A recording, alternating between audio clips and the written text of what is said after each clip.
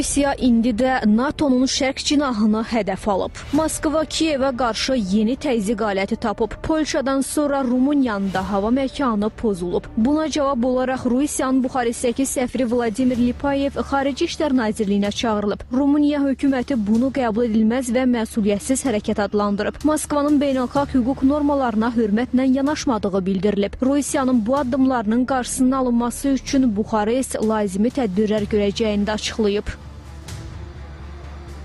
Bu, Rusiyanın bizə tanış olan davranış modelidir. Moskva, NATO və Avropa İttifaqındakı anlaşılmazlıqları test eləyir. Buna görə də savaşın miqyasını genişləndirmək cəhdi göstərir. Vladimir Putin zamanın və strateji üstünlüyün ondan yana olduğuna inanır. Putin, Birləşmiş Ştatlar prezidenti Donald Trumpın Avropa və NATOya dəstək verməyəcəyindən də əmindir. 19 pilotsuz uçuş aparatının Polşa səmasına daxil olması təsadüfi deyil. Kreml, Putinin lehinə olacaq bir kompromis əldə etməyə çalışır.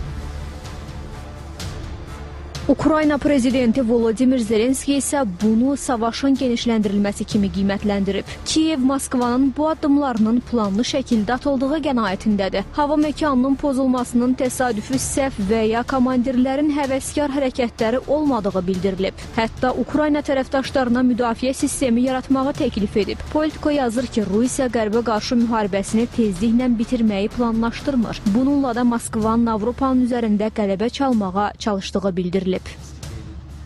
Bu risk əvvəldən də var idi. Rusiyanın bu addımlarının test məqsədli olduğu da düşünülür. Pilotsuz uçuş aparatları çox da inkişaf etmiş dron deyil. Moskva istəsəydi daha güclü hücumlar edə bilərdi. Lakin bu yayındırma məqsədi daşıyır. Rusiyanın hücumlarına görə NATO'nun bu əməliyyatlara fokuslanacağı gözlənilir.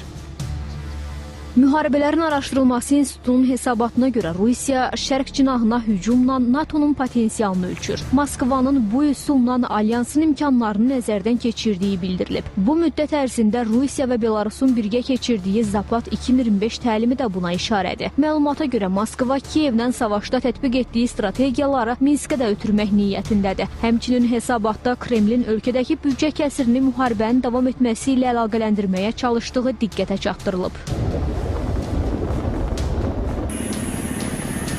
Rusiyanın bu yolla Avropadakı gərginliyi artırmağa çalışdığı bildirilir. Moskvanın NATO'nun şərq cinahına hücum etməsinin alyansın gücünü sarsıtmaq niyyətində olduğu ehtimal edilir. Həmçinin Rusiya prezidenti Vladimir Putinin Amerikalı həmkarı Donald Trumpla görüşməsinin də buna təsir etdiyi düşünülür. Kremlin məhz bundan sonra Avropaya qarşı hibrid müharibə kampaniyasını gücləndirdiyi də istisna deyil. NATO isə qoşunlarını Polşaya yerləşdirdiyini açıqlayıb. Alyansın bu addımı Polşanın təhlükəsizliyini təmin etməyə və Rusiyaya qarşı vahid cavab verməyə hesablanıb. Bununla da Rusiya və NATO arasındakı gərginliyin arealının genişlənəcəyi güman edilir.